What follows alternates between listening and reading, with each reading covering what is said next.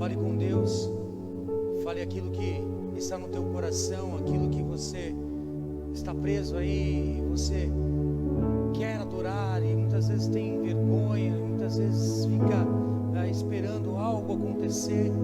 Eu quero dizer a você, meu irmão, que Deus, Ele está esperando pela sua adoração.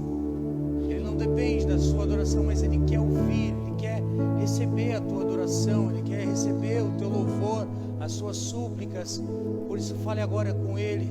Senhor, em nome de Jesus, visita esse meu irmão, essa minha irmã que está na sua casa. Senhor, o Senhor sabe de todas as coisas, o Senhor conhece o coração de cada um, o Senhor conhece o coração aflito, o coração desejoso por Ti, o coração, Senhor, que está ansioso, Senhor. Por isso, em nome de Jesus, agora, Senhor, que o Senhor venha visitar, trazer a sua paz, derramar o teu bálsamo, derramar a tua paz, a tua alegria. Senhor, em nome de Jesus, envolva, Senhor, esses homens, essas mulheres com o teu amor, com a tua benignidade, a tua paz, Senhor, que excede todo o entendimento. Faz, Senhor, em nome de Jesus, com que eles possam sentir a tua presença, que a tua presença seja real, aonde eles estiverem, Senhor, em nome de Jesus, ó Deus. Aquele que estava, Senhor, desanimado, que o Senhor venha erguer, animar, Senhor, que o Senhor venha trazer à existência, Senhor, o teu renovo, ó Pai, em nome de Jesus, Senhor, em nome de Jesus. Vá, Senhor, ao encontro desse que estava entristecido por algum motivo, por tantos os problemas, por tantas as situações que tem vivido. Em nome de Jesus, ó Deus, alcança, traz, Senhor, a tua tranquilidade, Senhor, em nome de Jesus, ó Deus, porque eu creio, Senhor, que o Senhor é poderoso. Eu creio que o Senhor é poderoso para estender as mãos sobre o mar e o mar se acalmar. Eu creio, Senhor, que o Senhor é poderoso para curar, para libertar, para salvar, para fazer infinitamente mais, ó Deus. Eu sei que o Senhor pode. Eu sei que o Senhor pode todas as coisas, ó Deus. Por isso, em nome de Jesus, ó Deus, em nome de Jesus, alcança o perdido, alcança o desanimado, alcança, Senhor, o enfermo, alcança aquele que está sem esperança alguma. Em nome de Jesus, faz nova todas as coisas, faz nova todas as coisas, meu. Faz nova todas as coisas, Senhor, em nome de Jesus, em nome de Jesus. Espírito Santo de Deus, Espírito Santo do Senhor, eu creio que Tu és real aqui neste lugar, e creio que Tu és real aí no lar desse meu irmão, dessa minha irmã. Eu creio que Tu és um Deus vivo que visita as nossas vidas. Por isso, em nome de Jesus, nós entregamos a Ti, Senhor, as nossas vidas como louvor, adoração a Ti, ó Deus. Aleluias, aleluias. Tu és grande, Senhor, grande é o Senhor. Aleluias. Glória a Deus, a paz do Senhor, meu irmão. Que Deus abençoe a tua vida, que Deus possa alegrar o teu coração em meio às dificuldades, aos problemas, que o Senhor possa fazer com que você enxergue o Senhor em todos os lugares e em todas as coisas, na alegria e na dificuldade, que você possa olhar e ver o Senhor, porque eu creio que o Senhor, Ele tem um propósito para todas as coisas. Eu creio que o Senhor, Ele tem algo a fazer na minha e na sua vida. E por isso, que você possa se encontrar com o Senhor, aí onde você está. Queridos, vamos dar a continuidade, como nós falávamos a semana passada, nas cartas de Paulo para Efésios, né? E que nós começamos a falar um pouco da igreja, sobre a cidade de Efésios, sobre a igreja que, né, eu mencionei aqui semana passada que Paulo, ele é uma carta que ele escreve, mas ele não pega muito pesado ali com a carta, com o povo lá de Efésio, com a igreja de Efésio, porém ele fala algumas coisas mais para dar um toque, falando, olha, siga esse caminho, faça essas coisas, mas ele não aponta um erro que a igreja lá tinha, ele não aponta algo grave que a igreja vivia naquele momento, mas pelo contrário, né, eu mencionei até aqui na semana passada, que você lendo a cartas a Efésios, você vê que Paulo usa umas palavras tão bonitas, ele se refere a Efésios, né, falando tão harmoniosamente, né, sobre a igreja. É muito bom. Você que não leu ainda Efésios, eu quero te convidar a ler, porque é um livro bem curtinho, somente 6 capítulos. Você em 10, 15 minutinhos você lê o livro todinho, né, e vai te edificar, vai te trazer tantas coisas que você vai acabar absorvendo para você, porque ele fala sobre coisas interessantes, né? Fala sobre casamento, fala sobre filhos, né? Nós vamos falar, eu estou falando isso porque nós vamos falar isso hoje, e ele fala sobre muitas coisas que você usa no seu dia a dia, e a palavra do Senhor, ela é tão atual, ela se renova como realmente ela se renova a cada dia, e é tão interessante isso, porque nós vivemos a palavra de Deus todos os dias, e quando nós começamos a leitura, nós falamos, como pode isso, há mais de 2000 anos atrás, sendo escrito, e hoje sendo tão atual para os meus dias, como eu posso enxergar essas coisas, tanto nos meus dias. Mas para começarmos, né, continuarmos na verdade, nós vamos lá no capítulo 4, nós já demos continuidade, já falamos capítulo 1, capítulo 2, capítulo 3, vamos começar o capítulo 4 agora, e vamos falar mais 2, né, 4, 5 e 6, 3 últimos capítulos, né, de Efésios. Eu gostaria que você prestasse atenção, que você acompanhasse comigo, para que nós possamos ter algo novo do Senhor, amém? Abra lá sua Bíblia lá em Efésios, no capítulo 4, e Paulo no capítulo 4, ele começa a falar sobre a unidade de Cristo, né? Falar sobre a igreja, né? Como nós precisamos nos doar, como nós precisamos estar juntos, né? E lá vamos ler alguns versículos, no capítulo 4, no versículo, vamos ler o 1 em diante. Como prisioneiro no Senhor, rogo-lhes que vivam de maneira digna na vocação que receberam, sejam completamente humildes e dóceis, e sejam, obrigado, pacientes, suportando uns aos outros com amor, façam todo o esforço para conservar a unidade do Espírito pelo vínculo da paz. Há um só corpo e há um só Espírito, assim como a esperança para a qual vocês foram chamados. Há um só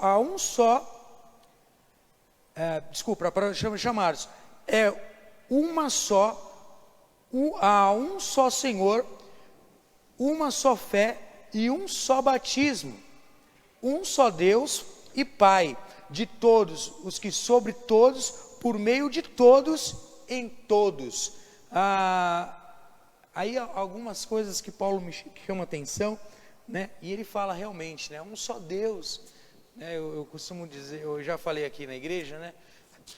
Às vezes as pessoas elas acreditam que, como nós cremos um Deus triuno, como nós cremos num Deus que é Pai, Filho e Espírito Santo, muitas pessoas, né, elas acham que, não, um é menor que o outro, né, eu até falava aqui, né, que uma vez eu ouvi um pregador falando, né, ele falava assim, eu sou o pai, né, ele falava, eu sou o filho, E aí, eu sou o Espírito Santo. Então ele conseguiu fazer uma categoria de um maior que o outro, né? Sendo que a Bíblia fala que há um só Deus, né? Nós cremos um Deus que é triuno, nós temos um Deus que é 3 em 1, né? Nós temos um Deus Pai, um Deus Filho e um Deus Espírito Santo que formam um só, né? E há um só batismo, né? Como a Bíblia fala.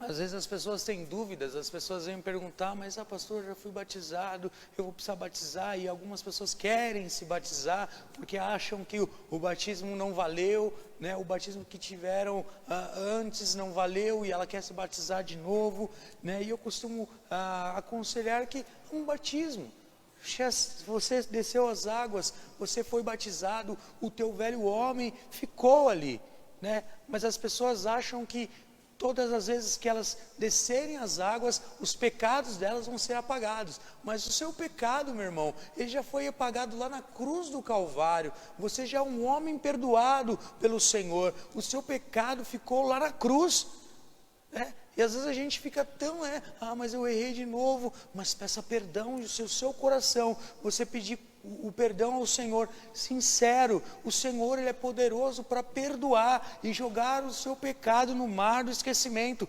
aonde não vai mais aparecer, aonde mais não vai ter mais aquilo de novo na sua vida, né? A Bíblia fala que Davi era um homem segundo o coração de Deus. E por que isso? Porque Davi, ele tinha isso de pedir perdão, se arrepender de coração e não praticar mais aquilo que ele fez. Você pode ver, Davi pisou na bola, Davi errou e foi muito, e várias vezes. Mas você não vê Davi errando, dando a cabeçada no mesmo muro. Você não vê Davi, ele fazendo a mesma besteira 2 vezes. Somos falhos, erramos sim, mas todas as vezes que nos arrependemos de todo o nosso coração, pedimos perdão ao Senhor e não praticamos mais aquilo, o Senhor é fiel e poderoso para perdoar os nossos pecados e não se lembrar mais deles. Isso que é algo maravilhoso do Senhor com as nossas vidas. Há um só Senhor, né? Uma só fé, e Ele está sobre todos, em todos, né? Isso é muito interessante. Mas vamos lá, no capítulo 2-6, é isso, nós somos um em Cristo, né? A Bíblia nos fala que nós somos o corpo, né? No capítulo 7 em diante, e cada um de nós foi concedida a graça, conforme a medida repartida por Cristo. Por isso foi dito, quando ele subiu em triunfo às alturas, levou cativo muitos prisioneiros e deu dons aos homens. O que significa, ele subiu, senão também havia descido nas profundezas da terra. Aquele que desceu é o mesmo que subiu e acima de todos os céus, a fim de encher todas as coisas. E ele designou alguns para apóstolos, outros para profetas, outros para evangelistas, outros para pastores e mestres, com fim de preparar os santos para a obra do ministério, para que o corpo de Cristo seja edificado até que todos alcançamos a unidade da fé e do conhecimento do Filho de Deus e chegamos à maturidade, atingindo a medida da plenitude de Cristo. O propósito que é que não sejamos mais como crianças, levados um lado para o outro pelas ondas, e nem jogados para cá e para lá por todo o vento de doutrina e pelas astúcias e espertezas dos homens, que induzem ao erro. Olha só que interessante, quando nós alcançamos, né, quando somos corpo, quando nós entendemos isso, quando entendemos que Cristo, Ele foi poderoso para ir às profundezas do inferno, tomar a chave do inferno e da morte, e hoje Ele tem poder sobre todas as coisas. Quando nós entendemos que ao mesmo jeito que Ele desceu, Ele também subiu aos céus e preparou todas as coisas, e Ele deixou o Espírito Santo de Deus para mim, para a sua vida, para que nós possamos hoje ser morada, ser a casa do Senhor aqui na terra. A partir do momento, nós falávamos isso na semana passada, a partir do momento que nós aceitamos a Cristo, a partir do momento que levantamos as nossas mãos e aceitamos a Cristo como nosso único e suficiente Salvador, o Espírito Santo de Deus, Ele faz morada no nosso coração. A partir desse momento, nós somos selados pelo Espírito de Deus, e já não somos mais o mesmo. Se errávamos, não vamos errar mais. Se pecávamos, não peco mais. Se falava palavrão, não fala mais. Nós somos nova criatura a partir do momento que nós aceitamos a Cristo. Fazemos parte do corpo de Cristo, como membros atuantes do ministério. Assim como a igreja funciona, né? Nós temos os pastores, temos os diáconos, cada um foi chamado. Querido, você entenda que você foi chamado pelo Senhor. Entenda o teu ministério, aquilo que Deus te chamou, aquilo que o Senhor chamou a tua vida. Sabe, às vezes a gente se interessa tanto pelo púlpito, às vezes a gente se interessa tanto pelas coisas de repente aparecer, de estar em status, de estar ali em posição de ser visto pelos outros. Sabe, querido, tem uma canção que eu gosto muito, né, que ela fala que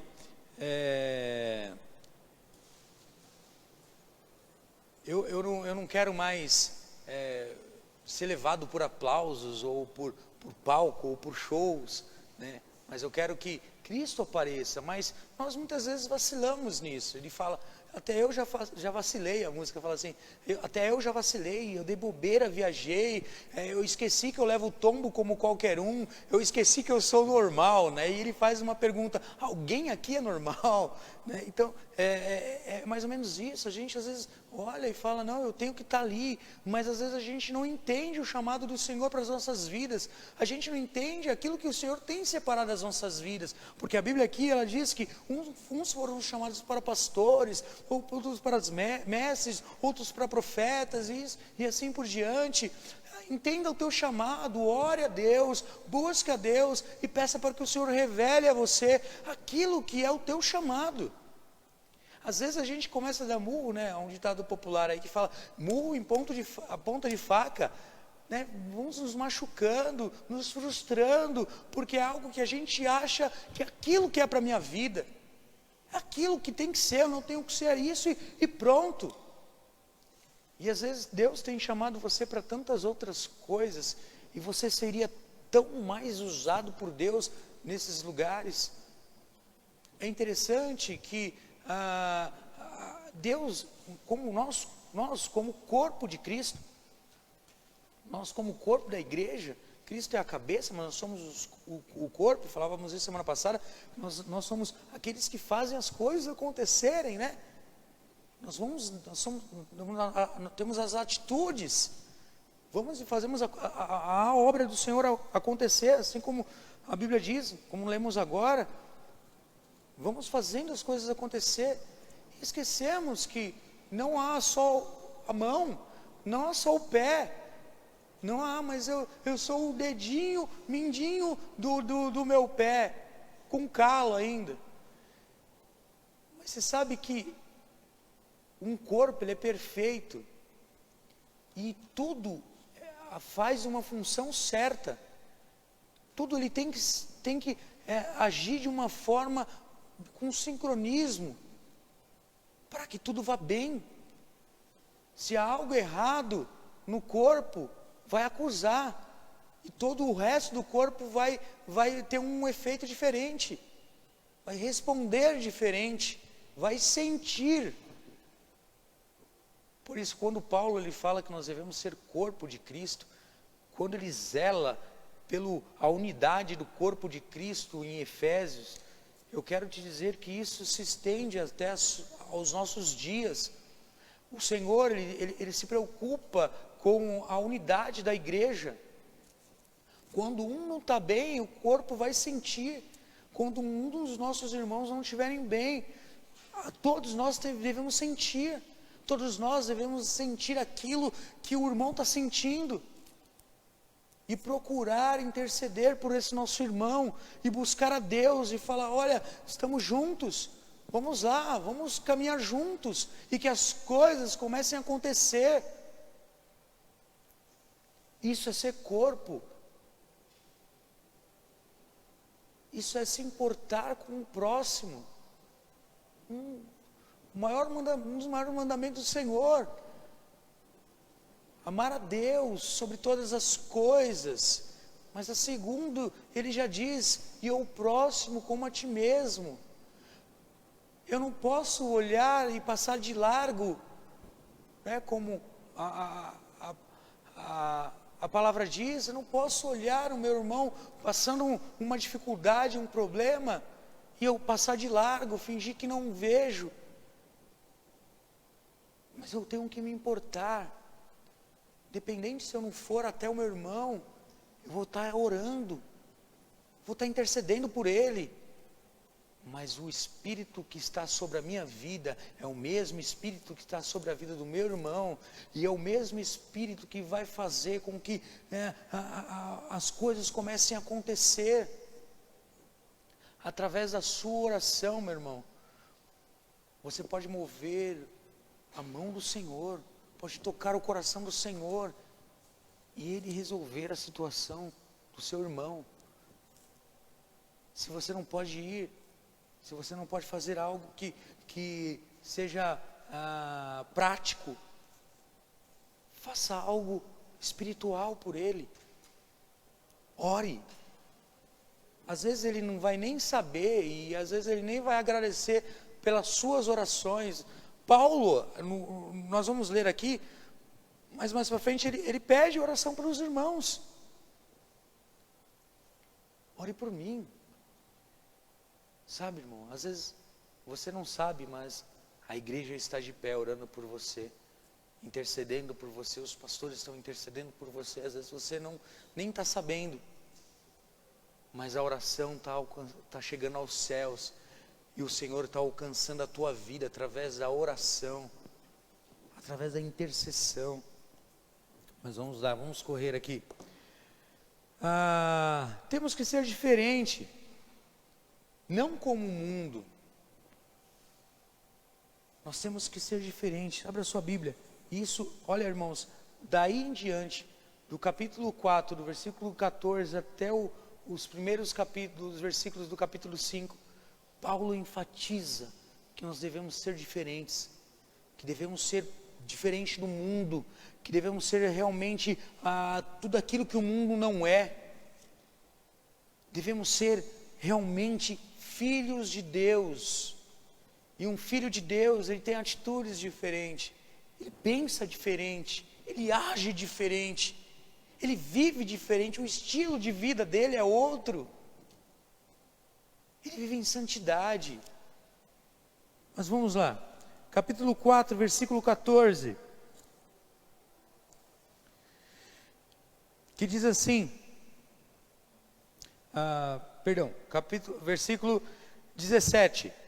Assim eu lhes digo, e no Senhor insisto. Olha isso, Paulo, ele enfatiza bem essa parte, que não vivam mais como os gentios. Lembra como nós falamos que gentios, né, o significado da palavra gentio, né, todos aqueles que não eram judeus, eles eram gentios, né? Quer dizer, eram mundanos, eles pertenciam a outras nações, né? A tradução de gentios é nações, outras nações. Então, quer dizer, gentios, outras nações, outros povos, e não o povo judeu. E ele fala, olha, mais ou menos assim, que não vivam mais como o mundo, né? Que vivam em inutilidades com os seus pensamentos. Eles são obscurecidos no entendimento e separados da vida de Deus, por causa da ignorância em que estão devido ao endurecimento do seu coração. Olha só que interessante. E tendo perdido toda a sensibilidade, eles se entregaram à depravação, cometendo com atividez e toda espécie de impureza. Então quer dizer, quando nós deixamos e queremos ser parecidos com o mundo, nós deixamos a nossa vida de santidade, nós deixamos a nossa vida, aquilo que Deus sonhou para as nossas vidas, aquilo que Deus tem para as nossas vidas, e resolvemos nos afundar com todas as sortes de depravações, de impurezas, como a Bíblia fala. Todavia não foi isso que vocês aprenderam de Cristo. De fato, vocês ouviram falar dele, e nele foram ensinados de acordo com a verdade que está em Jesus.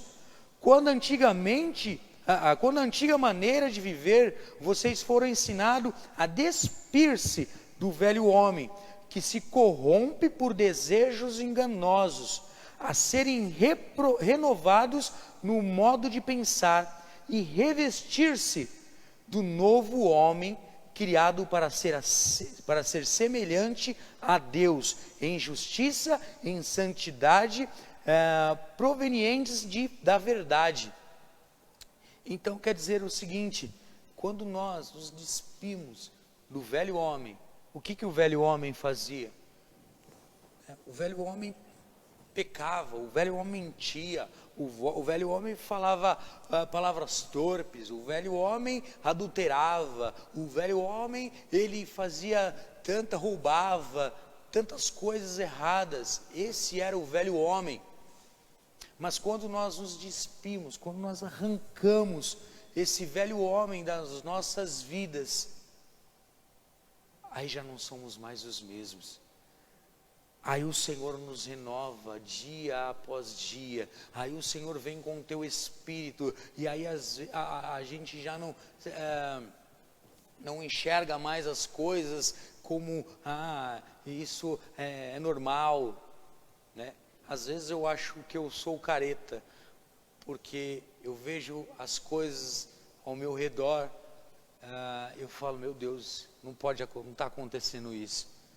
Eu trabalho num bairro bem propício ao pecado lá, que é uma Sodoma e Gomorra.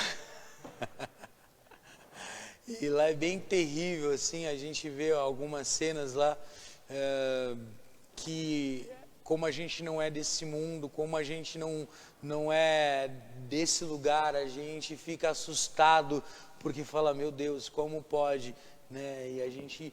se o Senhor parece que vai fulminar, né? Tantas coisas, mas enxergamos o pecado muitas vezes, né? Agora eu falando de mim, e muitas vezes acabamos fazendo a nossa parte.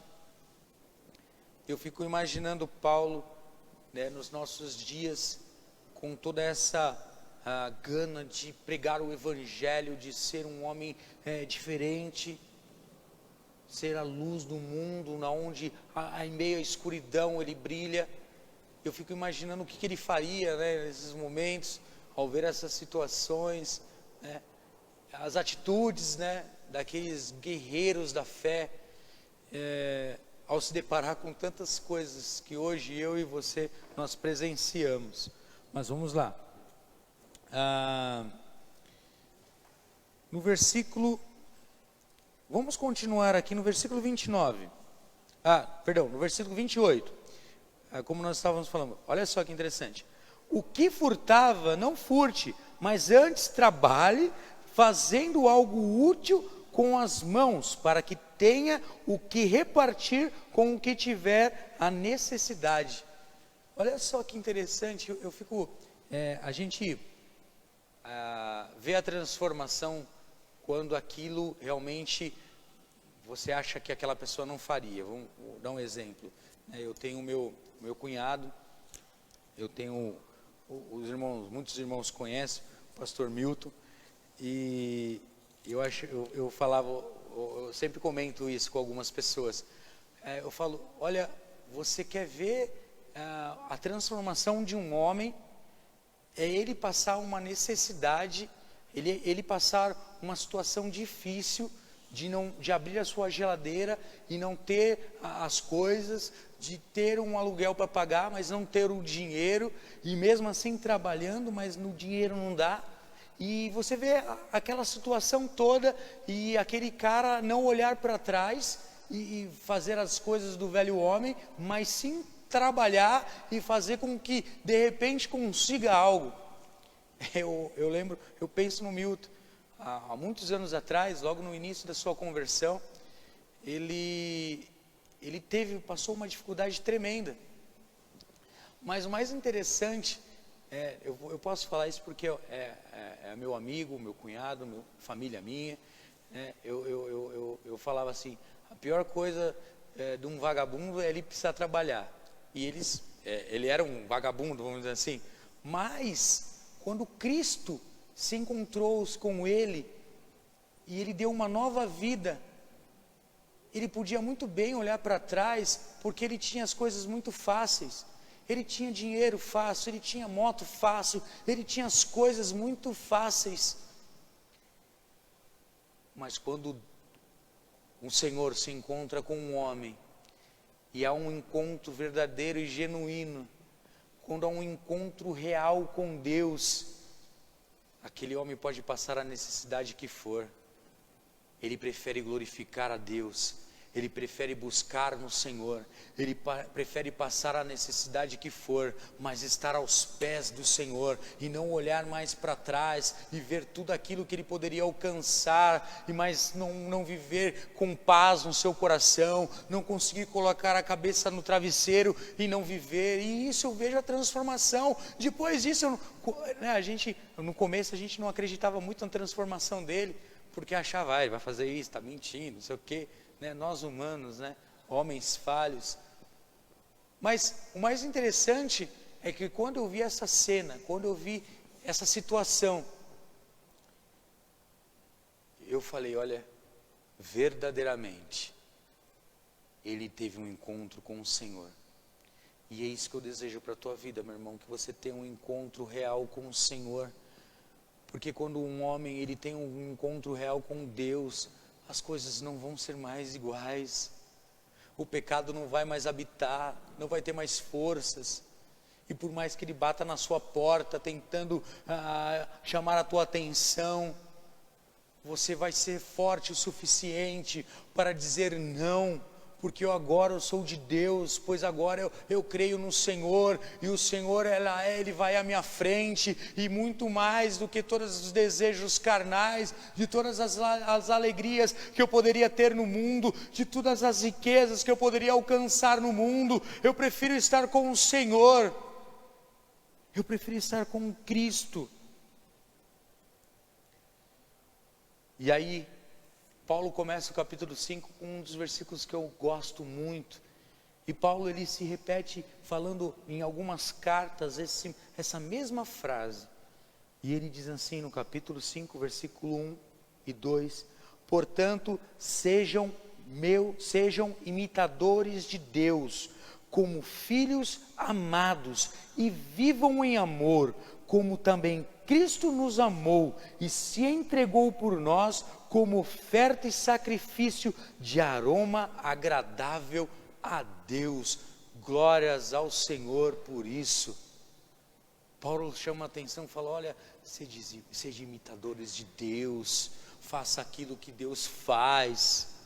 Irmãos, eu não me canso, eu posso pregar 300 vezes, eu não me canso de dizer, faça aquilo que o Senhor quer que você faça. Eu costumo dizer sempre daquela pulseira, o que Jesus faria. Olhe para as coisas, olhe para o seu redor, olhe para toda a ocasião quando o pecado bate a sua porta, e lembre-se o que Jesus ele faria, e tenha a atitude de Jesus nos seus dias.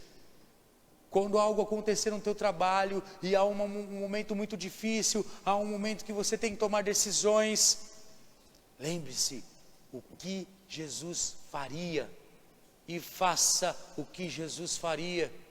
Tenha a mente de Cristo para fazer as coisas que Cristo Ele faria.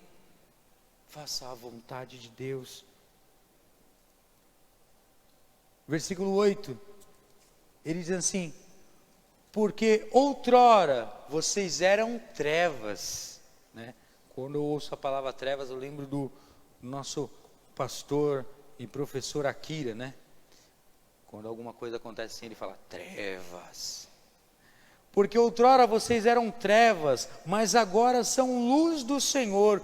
Vivam como filhos da luz, pois o fruto da luz consiste em toda bondade, justiça e verdade. E aprendam a discernir o que é agradável ao Senhor. Não participem das obras infrutíferas das trevas.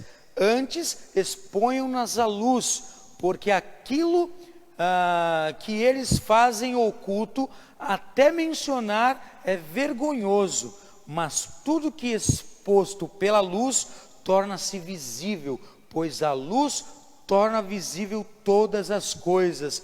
Por isso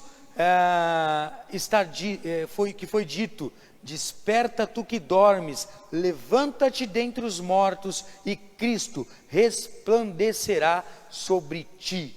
Aleluia. Outrora nós vivíamos em trevas, mas hoje nós somos da luz, vivemos como filhos da luz. Não devemos ser o Clark crente, usar um disfarce, né? Falávamos isso agora há pouco tempo, usar um disfarce, termos muitas máscaras guardadas nos nossos bolsos, departamentos aí, onde guardamos nossas máscaras, e quando nós chegamos na igreja, temos a nossa máscara, essa é a máscara da igreja, essa é a máscara da minha casa, da minha família, essa é a máscara do meu trabalho, essa é a máscara da minha faculdade, essa é a máscara onde eu uso não. Pelo contrário, seja íntegro em todas as coisas, seja íntegro em todo momento. Tenha o caráter de Cristo. Não seja um mau caráter. Tenha um caráter de Cristo. Quando você tem um caráter de Cristo, meus queridos, pode ser que muitos não vão gostar, porque você vai ser um careta. Você vai ser um cara que... esse cara é chato demais, porque ele não vai nas festas, ele não bebe uma cervejinha com a gente na happy hour de sexta-feira, que nem está tendo agora pela quarentena. Esse cara não acompanha a gente nas coisas, ele não fala nenhuma besteirinha, ele não...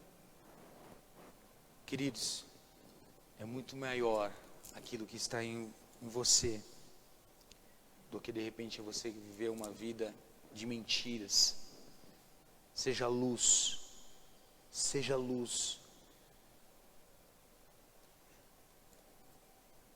Amém? Dando continuidade, vamos falar no versículo 15, aí já Paulo ele fala sobre vida na comunidade. Eu quero dar uma corrida aqui.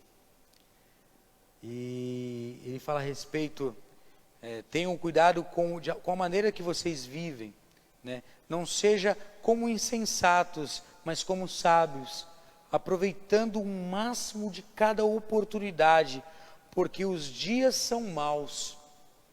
Portanto, não sejam insensatos, mas procurem compreender qual é a vontade do Senhor. Não se embriaguem com vinho, que leva à libertinagem, mas deixe-se embriagar e se encher do Espírito, pelo Espírito, falando entre si com salmos e hinos e cânticos espirituais, cantando, louvando de coração ao Senhor, dando graças constantemente a Deus Pai por todas as coisas, em nome do nosso Senhor Jesus Cristo. Sujeitam-se uns aos outros por temor a Cristo. É como nós falávamos, é muito melhor, sabe, às vezes eu vejo amigos, conhecidos, né, que estão a todo instante procurando algo para suprir aquele vazio que eles têm, procurando algo que tenta trazer algum tipo de alegria, que a alegria eles acham que vão achar em algum lugar, e aí procuram se embriagando muitas vezes, se drogando, usando N tipos de drogas para tentar preencher aquele vazio, né? Mas o vazio daquele homem, ele é passageiro, ele é momentâneo, ele tem uma duração que após aquilo ele vai cair em depressão, porque já passou aquela euforia, vai vir aquela ressaca, né? Aquele gosto de guarda-chuva molhado na boca, né? Posso ouvir um amém? E é isso que vai acontecer. É isso que acontece. A consequência daquela procura insensata, impossível de você achar a alegria real, que vem do Senhor. A Bíblia fala, né? Paulo escreve, olha, encha-se do Espírito de Deus. Queridos, não há uma bebida tão forte, uma droga tão forte que te traz tanta euforia quando você está cheio do Espírito Santo de Deus. Você já provou isso? Quando você está cheio, quando você começa a cantar, quando você começa a adorar, quando você começa a orar, as coisas começam a acontecer no seu espírito, e o que acontece? Você começa a adorar a Deus, você no carro, você começa a louvar a Deus, e o cara que está no carro do seu lado já não está entendendo mais nada, aquele cara que de repente está vendo você ali, não entende nada, e de repente lá onde você mora, as pessoas começam a ouvir você cantando lá no banheiro. Que cara doido é esse? Está só cantando, só louvando. Mas é isso, essa é a alegria que Cristo quer para a tua vida. Então, meu querido, busque ao Senhor, busque ser cheio do Espírito Santo de Deus, e aí você não vai procurar mais nada para suprir a falta que faz no teu coração. Os homens aí estão procurando muitas coisas, porque sente um vazio, e eles vão continuar procurando, até encontrar-se com Cristo, e aí preencher todo o vazio. Vamos lá, versículo 22 do capítulo 5, Paulo começa a falar sobre os deveres do casamento, né? E ele diz lá versículos que a gente usa muito aqui nos nossos cultos de casais, né? Uns versículos que a gente fala sobre casais, a gente usa muito essa passagem de Efésios, mas Paulo, ele dá esse toque lá para a igreja, e olha que ele diz, você sabe até de cor esses versículos: mulheres, sujeite-se cada um ao seu marido, como ao Senhor, pois o marido é a cabeça da mulher, como também Cristo é a cabeça da igreja, que é o seu corpo, ao qual ele é Salvador. Assim como a igreja está sujeita a Cristo, também as mulheres estejam sujeitas aos seus maridos. Maridos, amem cada um a sua mulher. E aí eu quero dar uma ênfase nesse versículo e o jeito que Paulo escreve. Ele diz assim: maridos, amem cada um a sua mulher. Você consegue entender isso? Cada um a sua mulher. Não é para você amar a mulher do teu próximo. Não é para você achar que o teu próximo, a mulher do teu próximo é melhor do que a tua mulher. Eu ouvia uma mensagem do pastor Cláudio Duarte, ele é bem engraçado falando sobre casamento, e ele falou: olha, meu irmão, eu já tive vontade de ir embora, já tive vontade de largar minha mulher, já tive vontade de fugir, mas se eu fizesse tudo isso, eu ia saber que se eu arrumasse uma outra mulher, ia ser a mesma coisa, então é melhor ficar com a minha mesmo. O que ele quer dizer? Olha, não adianta você ficar procurando de galho em galho, sabe? Eu vejo muitos homens e até mesmo mulheres que têm um casamento e de repente termina, pede divórcio porque acha que não era aquilo que ele queria, aí arruma uma outra e aí casa de novo e aí acha também que aquilo não era aquilo e vai tentando procurar, porque ele acha que algo vai preencher aquele vazio que ele tem, e ele procura em um casamento feliz. Só que ele mesmo não se importa, e assim como Cristo amou a igreja e se importou com a igreja, assim como Cristo se deu, amou ao ponto de morrer por ela, ele não está disposto a isso. Ele somente quer os seus próprios prazeres, e é isso que ele procura. Assim como Cristo amou a igreja e entregou-se por ela, para santificá-la, tendo-a purificado pelo lavar da água, mediante a palavra, para apresentá-la a si mesmo como igreja gloriosa, sem mancha, nem ruga e nem coisa semelhante, mas santa e inculpável. Da mesma maneira, os maridos devem amar cada um a sua mulher como o seu próprio corpo. Quem ama a sua mulher, ama a si mesmo. Olha que interessante. Se você não ama a sua mulher, você não ama nem a você mesmo. Vamos já começar por aí. Além do mais, ninguém jamais odiou o seu próprio corpo. Olha o que Paulo diz.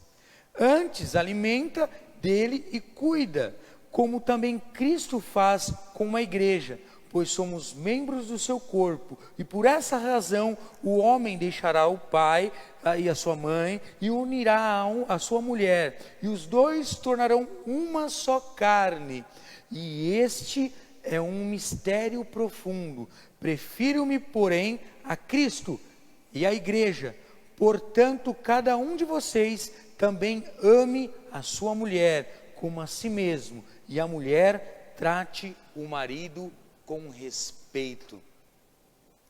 Se há alguma coisa fora de todo o contexto, do conteúdo que Paulo escreve aqui, na tua casa, é melhor você parar tudo, sentar e resolver. Se você não está amando a sua mulher como a si mesmo, se você não está amando a sua mulher ao ponto de repente se entregar-se por ela, para que ela possa se santificar, para que você possa impulsionar a ela a ser uma pessoa melhor a cada dia. Se você, mulher, não tem respeitado o seu marido como ele tem pedido o respeito, e você só tem reclamado do teu casamento, saiba que o culpado pode ser você mesmo. Reclamar não vai adiantar nada. Antes, tome uma atitude. Sente com a sua esposa, ou sente-se com o seu marido, e coloque as cartas na mesa, e busque ao Senhor. A Bíblia fala que quando o homem deixa o seu pai e a sua mãe, se une a uma mulher, ele se torna uma só carne. Não há como isso dar errado. Portanto, meu irmão, olhe a situação e pare, reflita, ore a Deus e ame a sua esposa. Mulher, tenha respeito pelo teu marido. Amém? Capítulo 6, ele começa falando falando sobre famílias ainda. Ele fala os deveres de pais e filho. É um grande impasse hoje, né? Nós temos muitas histórias de pais brigando com os filhos, e filhos brigando com os pais, e vice-versa, né? Mas olha o que a Bíblia diz, que tão interessante que é: filhos, obedeçam os seus pais no Senhor, por isso é justo, honra o teu pai e a tua mãe, e este é o primeiro mandamento com promessa, para que tudo te corra bem e tenhas longa vida sobre a terra. Olha só, Paulo fala para os filhos primeiro: honra o teu pai e a tua mãe. Sabe, eu vejo muitos filhos tendo uma falta de respeito com os pais, não honrando, não olhando e falando: olha, eu vou ajudar os meus pais, eu tenho que estar, impulsionando, fazendo algo, desonrando mesmo, falando do jeito que quer falar. Lembrava esses dias, né, os costumes mudam, né, irmãos? Mas eu sou da época que quando eu chegava na casa da minha avó, né, era uma casa bem populosa, muitos tios, né? E quando eu chegava na casa da minha avó, nós tínhamos o costume, né? Beijava a mão, beijava o rosto. Aí chegava no tio, beijava a mão, beijava o rosto. E fazia isso com a família todinha, né? Quando você chegava no final da casa, já não tinha mais benção. Mas era algo de respeito, né? E hoje falta o respeito dos filhos para com os pais. Mas há um segredo, você que é filho, há um segredo nisso. A Bíblia diz: filhos, honra o teu pai e tua mãe, que é o primeiro mandamento com promessa. E sabe qual é a promessa? Que seus dias vão durar, né? Alguns brincam que Matusalém, ele era um bom obediente aos seus pais, honrava os seus pais. Por quê? Devemos honrar, e assim honrando, nós temos essa promessa: vamos viver longa vida para nós. Olha só que interessante. E não é só isso não, a Bíblia diz: para que vivas bem. Sabe, às vezes a gente reclama e se frustra por tantas coisas que a gente vive, mas será que aí não está um segredo espiritual? Será que não temos honrado os nossos pais ao ponto de não viver bem, de não ter paz, de não ter alegria, de não ter bênção sobre as nossas vidas? Porque a Bíblia diz que as bênçãos do Senhor, elas vinham correr atrás de nós, né? Então, olha só, será que a gente não tem honrado os nossos pais ao ponto das bênçãos não nem correr atrás da gente? Queridos, honra o teu pai, você vai ver como a tua vida vai mudar. Honra, né? Ainda mais vocês jovens, adolescentes, honre os seus pais, para que vocês vão bem e para que os seus dias se prolonguem na terra. É uma promessa.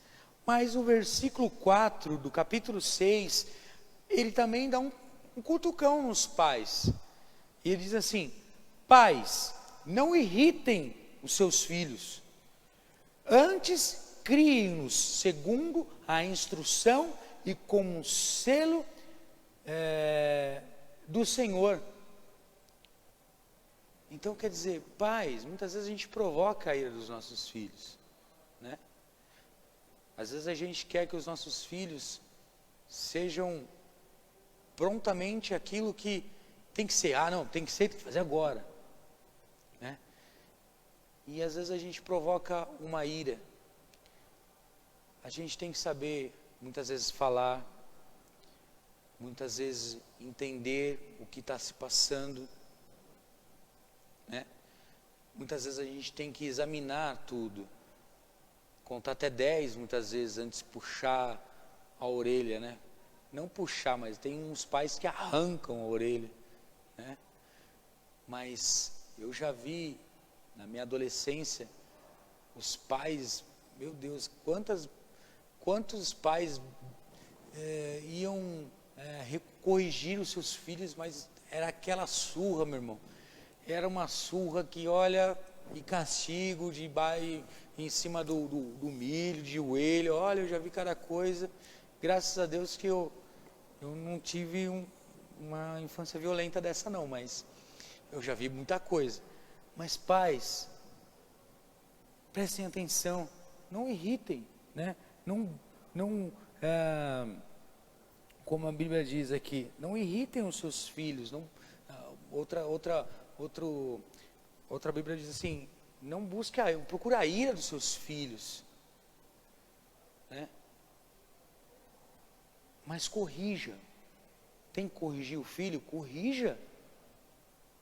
Não deixa barato não, corrija o seu filho. Mostra a ele, aponta o caminho. Porque se você estiver fazendo isso, a Bíblia diz que quando nós criamos os nossos filhos no caminho do Senhor, quando eles vão crescendo e quando eles crescem, eles não vão se esquecer. Porque a Bíblia diz que assim como a flecha na mão do arqueiro, né? Então, queridos, tenham paz, não queiram forçar muitas coisas nos seus filhos. Não, ele tem que ser assim, ele tem que fazer dessa forma, ele tem que ser desse jeito mesmo, né? Às vezes eu me pego com os mesmos erros, às vezes, que eu não queria como filho. Então, devemos ser prudentes, prestar atenção muitas vezes como nós estamos cobrando dos nossos filhos, como muitas vezes estamos chamando a atenção deles. Será que nós temos irritado os nossos filhos ao ponto de não ser mais uma instrução, um conselho? Devemos pensar nisso. E para corrermos e terminarmos aqui, no versículo 5 em diante, a Bíblia diz sobre que escravos não respeitem os seus servos, os seus chefes, né, os seus patrões, os seus donos, como a Bíblia diz. A Bíblia diz assim, os seus senhores, né? Escravos, obedeçam os seus senhores, tendo com respeito, né? E às vezes eu me pego e vejo muitas pessoas, né, trabalhadores, né, na nossa época aqui, que trabalham, que falam mal do patrão, que criticam o patrão, que fazem as coisas erradas no trabalho, que não estão nem aí, né? Falta de respeito total pela autoridade que tem. Olha, meu irmão, eu vejo muitas coisas assim às vezes, e isso não é bom, porque a Bíblia diz assim: e o temor com sinceridade do coração, como Cristo, obedeçam-lhes não apenas para agradá-los, porque muitos, né, como existe funcionário, né? Funcionário bom é aquele que agrada, que quer mostrar e pelas costas, né, faz tudo errado.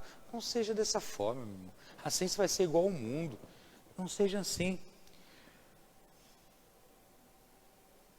Não apenas para agradá-los, quando eles observam, mas como escravos de Cristo, fazendo de coração a vontade de Deus. Sirvam os teus senhores de boa vontade, como servindo ao Senhor e não aos homens, porque vocês sabem que o Senhor recompensará cada um pelo seu praticar. Seja escravo e seja livre. Olha, meu irmão, pode ser que ninguém está vendo a sua dedicação lá no teu trabalho. Pode ser que ninguém esteja vendo, o seu patrão não está vendo, porque muitos estão fazendo para mostrar, mas de repente você está fazendo não para agradar, mas para ser como um homem íntegro com o Senhor na sua empresa. Isso o Senhor está reconhecendo, e Ele recompensará a tua vida. Faça a tua parte, não faça relaxadamente, dê o seu melhor, e o Senhor do alto céus recompensará a tua vida. E ao mesmo tempo, você, patrão, vocês, senhores, tratem os seus funcionários, seus escravos, da mesma forma. Não os ameacem, né? Se você não fizer isso, vou te mandar embora. Se você não fizer isso, vou descontar do teu trabalho.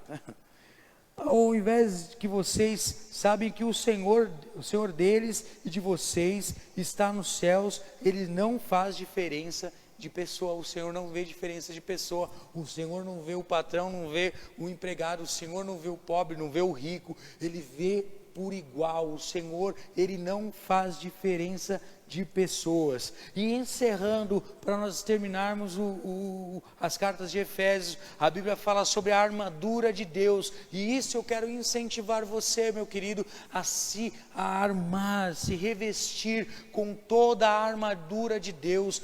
Meu querido, eu costumo dizer aqui, como eu aprendi quando eu era criança, lá na escola dominical, né? Aquela canção que dizia: jejum e oração, joelho no chão, para vencer a tribulação, né?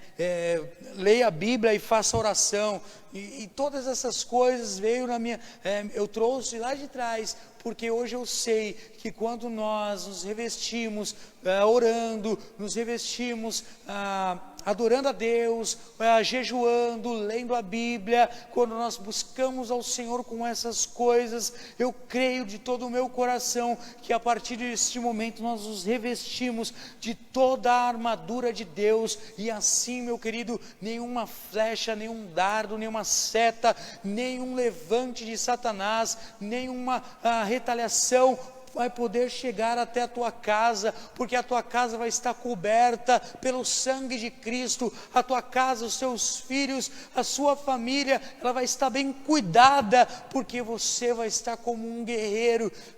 Quando os homens se vestiam para a guerra, eles colocavam toda aquela sua armadura para que nada pudesse chegar até o seu corpo, né? Eu me lembro quando Davi, ele foi lutar com um gigante, e aqueles homens trouxeram toda aquela armadura para ele, e trouxeram e vestiram Davi, e Davi, ele não conseguia mesmo se mexer ali, mas quando ele pegou, ele falou assim: olha, tira tudo isso, porque eu vou no nome do Senhor. Ele se reveste de toda a armadura de Deus, e naquele momento poderia ser 2, 3, 10 mil gigantes, que não ia ter para ninguém, ele ia destruir todos, porque o maior é o Espírito que está sobre a tua vida, sobre a minha vida, e que estava o mesmo Espírito sobre a vida de Davi, revestido da armadura de Deus.